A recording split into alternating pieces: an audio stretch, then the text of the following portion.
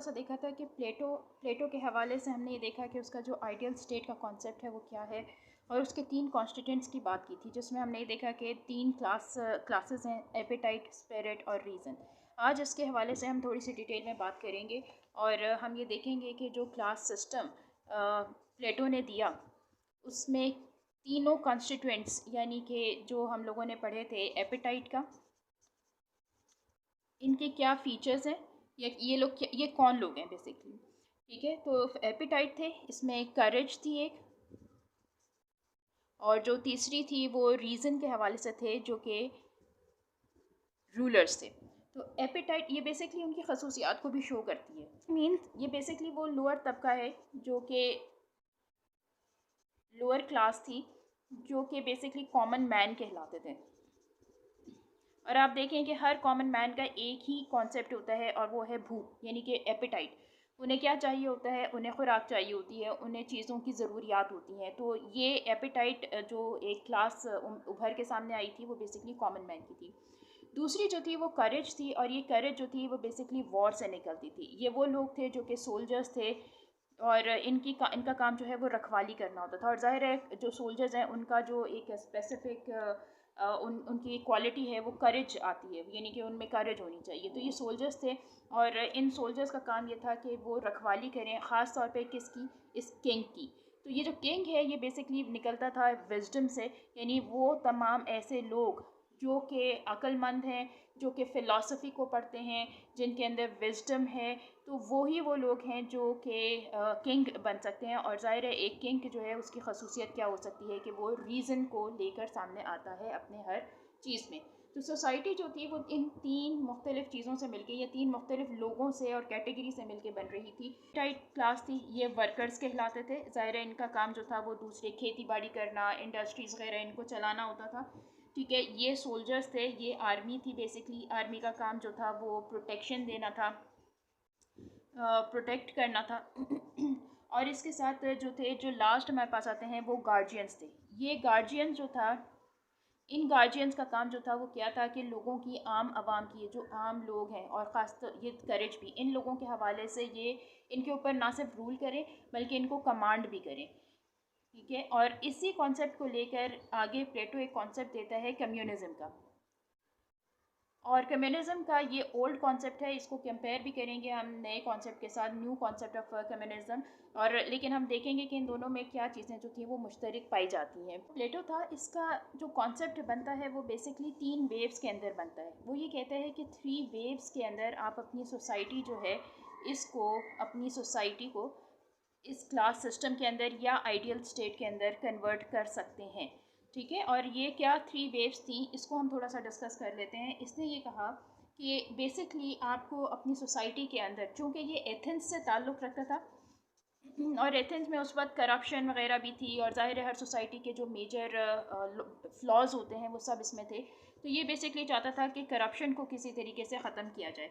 तो इन करप्शंस को ख़त्म करने के लिए नए प्रिंसिपल्स होने चाहिए, और नए आइडियल्स होने चाहिए, और इन आइडियल्स को उसने फिर अपने इन 3 क्लास सिस्टम के ज़रिए पेश किया था। इसमें जो वेव्स आती हैं वो कुछ इस तरह से थी कि जो फर्स्ट वेव थी इसकी, जो फर्स्ट वेव थी इसकी, वो ये कहती थी कि एक रूलिंग क्लास होनी चाहिए। ये रूलिंग क्लास जो है ये कौन होने चाहिए? ये फ़िलासफ़र्स, किंग्स होने चाहिए। फ़िलासफ़र किंग्स होने चाहिए ये। और फ़िलासफ़र कौन किंग होता है, या फ़िलासफ़र को उसने किस तरह से डिफ़ाइन किया था? उसने ये कहा कि हर वो शख्स जिसके पास एफ़िनिटी हो, यानी उसके पास चाहत हो, ख़्वाहिश हो, किस चीज़ की? ऑफ नॉलेज की। जो नॉलेज की ख्वाहिश रखता है वो तमाम लोगों से बरतर हो जाता है, और वही इस काबिल है कि वो फिर किंग बन सके। तो फ़िलासफ़र जो हैं वो किंग्स बन सकते हैं, लेकिन उनके लिए ज़रूरी है कि सबसे पहले वो नॉलेज हासिल करें और वो फिर फ़िलासफ़र बने। इसकी रीज़न क्या थी? ये जो फर्स्ट वेव थी इसकी रीज़न ये थी कि बैक पे जो रीज़न चल रही थी वो ये थी कि प्लेटो की ये ख्वाहिश थी कि एथेंस जो है, ठीक है, चूँकि वहाँ पे एथेंस के जितने भी लोग थे वो हाई स्टेचर के लोगों को, हाई स्टेचर के मतलब ये है कि जो बड़े लोग थे जो कि रूल कर रहे थे, उन लोगों से हेट करते थे, ठीक है, नफ़रत करते थे। और वो नफ़रत जो थी वो किस वजह से थी, वो ज़ाहिर ऑफ कोर्स इस करप्शन की वजह से थी, या वो किसी वजह से सोसाइटी को डिलीवर नहीं कर पाते थे तो इस वजह से थी। वो इस चीज़ को ख़त्म करना चाहता था। वो ये कहता था कि इस हेट को ख़त्म करने का एक वाहिद तरीका ये है कि जो किंग्स हैं they should show some respect and they must attain some knowledge so that they become superior to others. ठीक है, दूसरों से, ये अदर्स थे और इन अदर्स से ये थोड़े से सुपीरियर हो जाएंगे तो ये ज़्यादा बेहतर होगा। ये इसकी फ़र्स्ट वेव थी। जी, तो जो सेकंड वेव थी, हम सेकंड वेव की बात करें तो उसमें क्या था, इस सेकंड वेव में प्लेटो जो था वो ये कहता है कि गार्जियंस होने चाहिए। उसका ख़्याल ये था कि जो आपकी अपर क्लास है वो बेसिकली एक गार्जियन भी है। ठीक है, और ये गार्जियन मिक्सचर होना चाहिए ऑफ मेन एंड वेमेन। और ये पहली मर्तबा था कि ख़वातीन को इक्वालिटी दी गई थी। इससे पहले कोई ऐसा फ़िलासफ़र नहीं था जिसने ख़वातीन को इस किस्म इतनी इतनी इज़्ज़त और इतनी रिस्पेक्ट दी हो। तो इसने ये कहा था कि गार्जियंस जो हैं they must be the mixture of man and women. और ये आइडिया जो था वो बड़ा रैशनल किस्म का आइडिया था, क्योंकि ख़वातीन जो थी वो कभी भी पॉलिटिक्स में भी इन्वॉल्व नहीं हुई थी। पॉलिटिकल उनका जो करियर था वो बिल्कुल ना होने के बराबर था। तो this was the very first time कि जब ख़वातीन को भी पॉलिटिक्स में इन्वॉल्व किया गया, और उनको भी रीज़न, और उनको उनको भी ये तसव्वुर किया गया कि वो रीजनिंग कर सकती हैं। थर्ड वेव में उसने एक चीज़ और देखी। उसने ये कहा कि जो गार्जियन क्लास है आपकी, यानी जो कि आपकी रूलिंग क्लास है, ठीक है, आप ये देखें कि कितने मॉडर्न कॉन्सेप्ट्स जो है वो दे रहा है साथ साथ। ठीक है, रूलर्स के लिए वो कितने मॉडर्न कॉन्सेप्ट उसने दिए। जैसे सबसे पहले तो उसने जो फर्स्ट वेव थी उसमें उसने कहा कि जी नॉलेज बहुत ज़रूरी है फ़िलासफ़र या गार्जियन क्लास के लिए, ये बहुत ज़रूरी है। फिर उसने सेकंड वेव के अंदर उसने ये कहा कि ये एक इक्वालिटी होनी चाहिए मेन एंड वेमेन दोनों की, और ये दोनों ही मिलके जो है वो ये काम कर सकते हैं। जो थर्ड वेव थी, उस थर्ड वेव में उसने ये कहा जो गार्जियंस हैं they must live community. Live community का क्या मतलब है? लिव कम्युनिटी का मतलब ये है कि that they should not own any property. ठीक है, उनकी कोई प्रॉपर्टी नहीं होनी चाहिए, उनकी कोई फैमिली नहीं होनी चाहिए, उनकी कोई वेल्थ नहीं होनी चाहिए। ठीक है, क्यों? क्योंकि उसने ये रीज़न दिया, उसने एक रीज़न इनके दरमियान में दिया, और उसने कहा कि अगर जिन लोगों के पास प्रॉपर्टी होती है, फैमिली होती है, वेल्थ होती है, वो कुछ ऐसे जज्बात अंदर रखना शुरू कर देते हैं जैसे कि लव, इनसिक्योरिटी।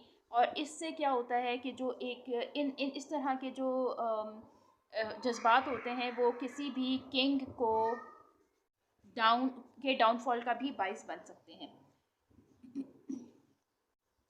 हाँ, ये गार्जियंस शेयर कर सकते हैं अपनी इन तमाम चीज़ों को, यानी what they can do, they would share their things in this way. Athenians would lose their need to be jealous of one another. इससे फ़ायदा ये होना था कि अगर उनके पास कोई प्रॉपर्टी नहीं है, फैमिली नहीं है, वेल्थ नहीं, तो कोई उनसे जेलस नहीं होगा।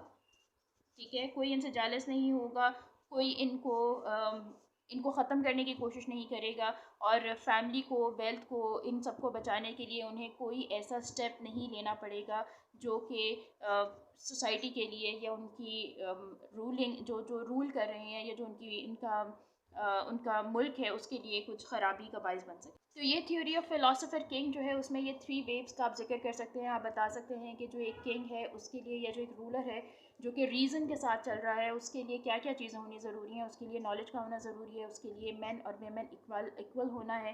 यानी प्लेटो ये कहता था कि इक्वालिटी होनी चाहिए, ख़वातीन को भी पॉलिटिक्स में शामिल होना चाहिए, और कम्युनली रहना चाहिए, यानी they should not own family property and wealth, जिसकी वजह से इनके दरमियान में लव और हेटर्ड और इनसिक्योरिटी वाले जज्बात पैदा हों, और जिसकी वजह से ये अपने मुल्क की तरफ तवज्जो कम दे सकें या स्टेट के अफेयर्स पे कम तवज्जो दे सकें। तो ये कॉन्सेप्ट जो है वो इसने दिया था। लेकिन ऑफ कोर्स इस बड़ी थ्योरी के हवाले से, या जो प्लेटो का जो कॉन्सेप्ट था उसमें बहुत से फ्लॉज भी देखे गए, क्रिटिक्स भी थे। क्रिटिकल इसका एनालिसिस भी किया गया। ठीक है, तो इसमें इसके क्रिटिकल एनालिसिस के अंदर अगर हम थोड़ा सा देखें तो इसमें कुछ चीज़ें इस तरह से आती हैं। जैसे इसका बिगेस्ट फ्लॉ ये था कि जो आइडियल स्टेट थ्योरी थी उसका कोई पॉलिटिकल स्ट्रक्चर प्लेटो ने नहीं दिया था। कोई पॉलिटिकल स्ट्रक्चर जो है वो नहीं बताया था। उसने ये नहीं बताया कि स्टेट जो है वो किस तरह से रन करेगी। पॉलिटिकल ये तो बता दिया कि एक शख्स रूल कर रहा है, लेकिन वो किन पैटर्न्स पे रूल करेगा, किन प्रिंसिपल्स को फॉलो करेगा, वो नहीं था। फिर उसने ये कहा था कि देयर इज़ नो इंटरफेरेंस। अभी हमने पहले बात की थी कि कोई इंटरफेरेंस नहीं होगी क्लासेस के अंदर, ठीक है, नो इंटरफेरेंस। नो इंटरफेरेंस का एक और मामला भी था। इन नो इंटरफेरेंस का मतलब ये भी था कि जो लोग जिस क्लास में पैदा हो गए वो उसी क्लास के ही अंदर रहेंगे। प्लेटो ने ये भी वार्न कर दिया था that there is a need to take measure to stop excessive wealth और पॉवर्टी, कि जो हमारे पास एक्सेसिव वेल्थ और पॉवर्टी है उसको रोकने के लिए भी कुछ होना चाहिए। अगर आप एक सर्टेन क्लास में पैदा हो गए हैं, ठीक है, if you are born in certain class, तो फिर आप उसी क्लास का ही हिस्सा रहेंगे हमेशा के लिए, जो कि ऑफ कोर्स अनएथिकल था। ठीक है, फिर इसके बाद लैक ऑफ एथिक्स की अगर हम बात करें, लैक ऑफ एथिक्स, तो ये बात भी बड़ी अजीब सी लगती है कि एक किंग है और वो अपनी फैमिली नहीं ओन कर सकता, प्रॉपर्टी अपनी ओन नहीं कर सकता, वेल्थ नहीं कर सकता, तो जो ह्यूमन नीड्स हैं और ह्यूमन डिज़ायर्स हैं उनकी नफ़ी कर दी गई थी। ह्यूमन डिज़ायर्स जो कि ऑफ कोर्स हर एक के पास होते हैं, हर एक इंसान के पास, जो भी इंसान पैदा हुआ है फितरी तौर पर उसकी खासियतें होती हैं, उनको पूरा करना ज़रूरी भी होता है, तो वो उसकी नफ़ी कर दी गई थी। फिर इसके बाद हमने ये देखा कि कम्युनिज़म जो है इट्सेल्फ, अच्छा यही चीज़ अगर इसको आप ये भी कह सकते हैं कि कम्युनिज़म जो था वो इट्सेल्फ एक डिफेक्टिव कम्युनिज़म दिया गया था।